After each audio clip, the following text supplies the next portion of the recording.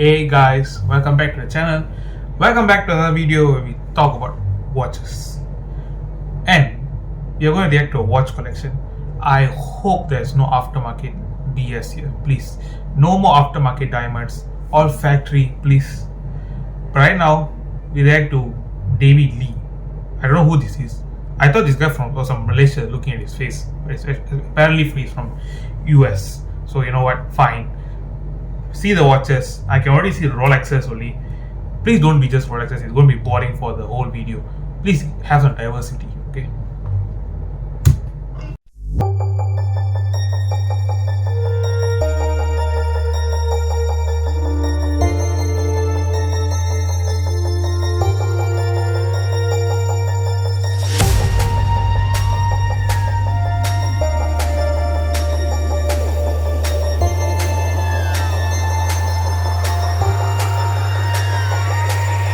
This is our watch video. So these are all Rolexes I wear daily and I pair with the cars, the Ferraris that I drive. So let's get into it.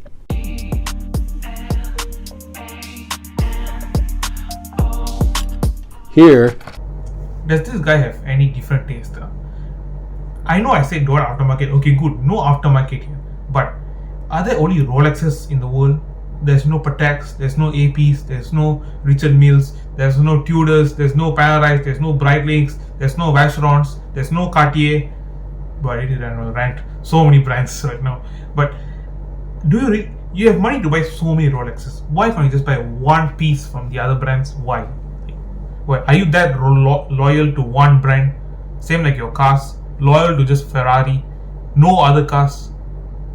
Maybe some people are like that. Maybe some people are like that. we have the 18 karat Ever Rose day date with a green dial. So this is quite cool, very kind of executive business watch, right? Next, we have the 18 karat white gold day date with the green dial. I like the green dial, just more special, more rare. Again, another business type of watch, power watch.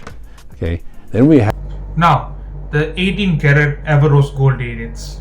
Both have the green dial, white gold and rose gold. 228235, I think that's the reference number for both these pieces. Now, I am going to say I don't like the day date with the green dial just because I've seen so many people wearing them, so many. And you may be wondering, you're wearing a green shirt, but shirt is different, watch is different. The thing with the rose gold day date is with the green dials, they are too popular right now. I like things that are, it's not hard to get your hands on, like a rarer piece, But these days I see on every athlete, every musician, everyone and their mother has a olive green day date right now. For me personally, I would rather prefer the champagne dial day date, this watch right here in 40 millimeters. I'll prefer that over Ever Rose gold with the olive green dial. The white gold is just not my type. The white gold is just not my type. have this platinum Pearl Master with the black mother pearl.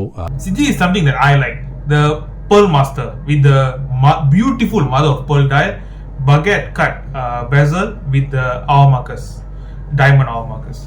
Now, the only thing I don't like about the Pearl Master is just that the bracelet. It's not the bracelet. The Pearl Master bracelet is not my cup of tea. Okay, I would much prefer a Jubilee or the Oyster bracelet. The Pearl Master bracelet just seems a bit outdated for me for the current times. A Jubilee bracelet is what's in right now. I don't find the Pearl Master bracelet that fancy. But the watch, without the bracelet, the watch, fantastic. Diamond dial, so that's pretty cool. This is platinum, so a lot of weight to it. Also kind of maybe a fancy dinner watch, right? In here we have more of the sport watches, right? You have the Oyster Perpetual with the yellow dial, which of course you match with the yellow cars. A lot of my recent yellow F15 and yellow Enzo would be a good pair. And then here we have again a steel Oyster Perpetual with like a coral or red dial. This is pretty much like a red, paired with the red Ferraris. Then here you have the steel Oyster Perpetual with the green dial. I always love green, my company color is green, so that a lot of occasions maybe to wear it with that. Okay, over. I love how he has the OPs, the most cheapest ones. He doesn't have the most expensive ones, but he drives a Ferrari Enzo and a Ferrari F50. Like, bro, you can afford the Tiffany colored one. Like, you can afford that. But the OPs, you guys seen the previous video I did where I showed the OPs and I explained everything. The OPs are just boring. Just boring. Except for the celebration dial. The celebration dial, yes, that's a cool watch. You know, that's a cool watch with the meaning behind it, where they created the watch. Especially they put all the colors they did before the OPs, where they had red, yellow, Tiffany color, green. What other colors did they have?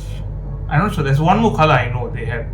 So that's all the colors they had, and they put it into this one watch. That was fantastic. That was fantastic. Here we have Submariner, Steel Submariner, which is a diver's watch in the green, right? The special green bezel. That's cool. Some people call it the Starbucks. Okay. Then we have the GMT, Steel GMT, which is a world time zone, right? A world time zone watch, and they call that the Pepsi because it looks like a Pepsi logo, right? Then you have another Steel GMT that is with the black and blue, which they call the Batman. Very useful, especially GMT when you travel with it. You know, you can change times really quick and know where your local time is and where your international traveling time is. Then now the GMTs. First, let's start with the Starbucks. The Starbucks, fantastic watch. I like it more than the Hulk because the Hulk is like too green. The Starbucks is just okay, the middle level with the mix of the black and the green. That was fantastic. But the Hulk, I'm not a fan of the Hulk because this doesn't fit. Now, the GMT, Pepsi, and the Batman. The GMTs are better looking when they have Jubilee bracelets. The Oyster bracelet makes it look like a bit boring. Like, when you add the Jubilee bracelet, it makes it pop more. Like, stands out more when you have the Jubilee bracelet on. Especially the Batgirl. The Batgirl, oh my god. I want to take a video of that watch right now, but I don't have to watch. The Batgirl is fantastic. The Pepsi also is fantastic. Now, I've only seen Rolexes, bro. Where are the other heavy hitters? Like, where are they? we have the white gold Daytona in with blue dial. So this is all white gold, has more weight to it and a little bit more precious of a Daytona, which is a stopwatch chronograph. Now, the Daytona 116503, I think that's the reference number of this. Now, famously, this watch and the yellow gold Daytona with the green dial that John Mayer made it famous. It's not a John Mayer watch, but he talked about the watches and suddenly the watches just spiked in value. Like in the matter of months, they went crazy, like double the price, double, even triple. The yellow gold one went triple the price, you know. But for me, the Daytona is, I think, with the blue dial, it's not that impressive, you know. The Daytona maybe should be like a chocolate dial, a rose gold chocolate dial Daytona. Yeah, that's good. A Panda Daytona, the sports one, that's good. Or steel Daytona with the black dial, that's better. Like that's what Daytona means.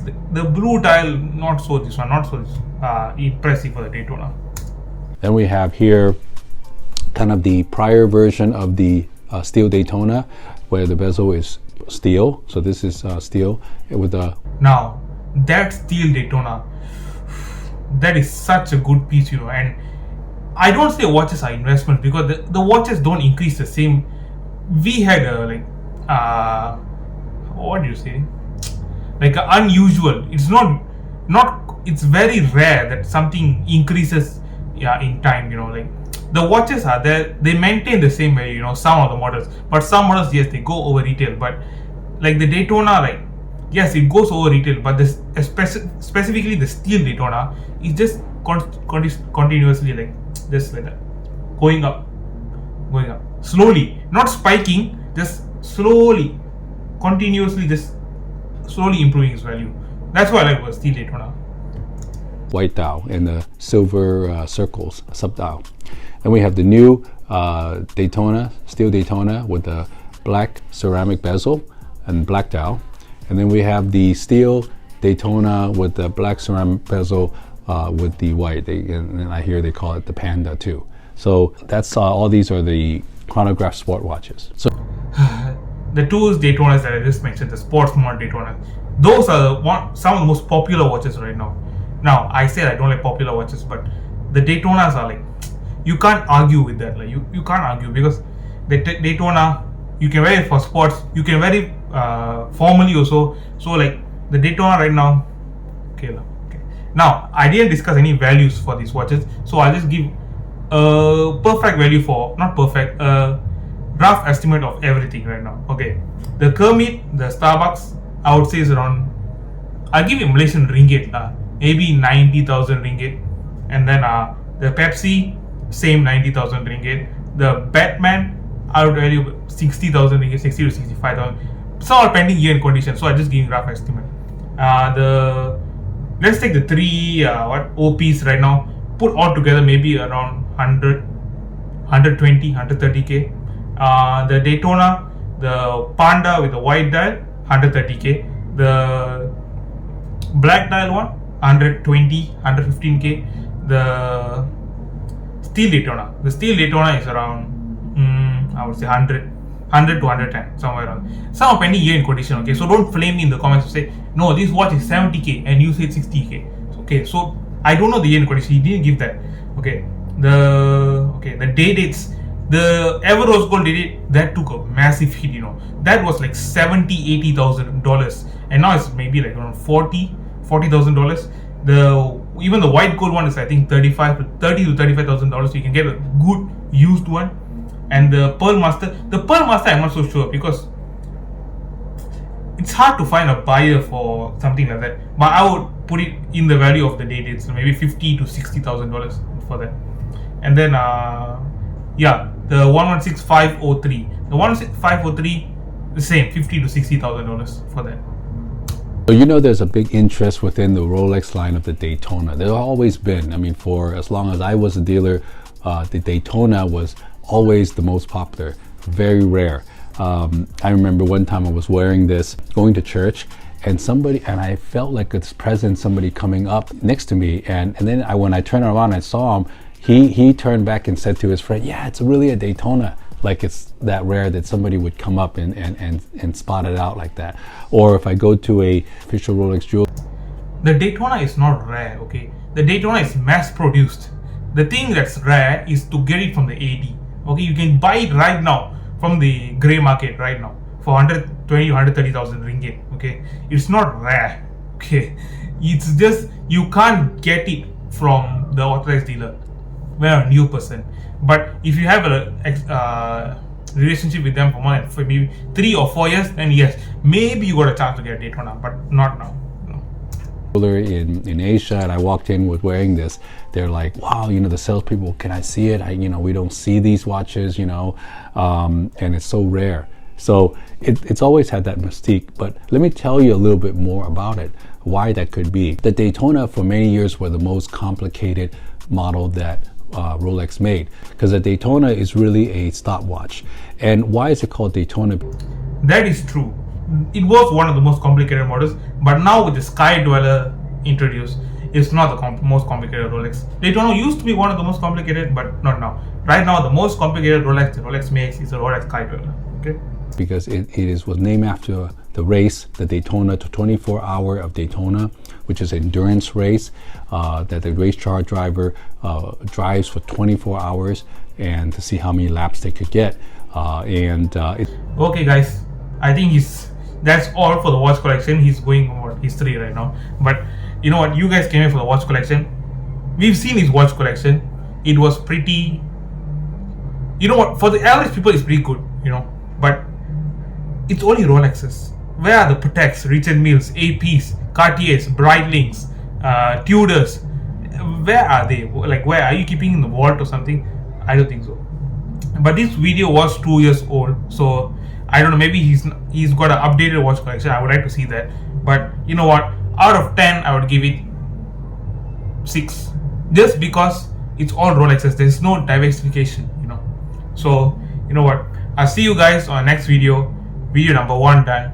9 more to go, and we will finish this journey. Okay, and I'll see you guys for next video. Tell me a person in the comments that you want me to react to their watch collection. You know what? Just tell me in the comments. Okay, see you guys. Oh,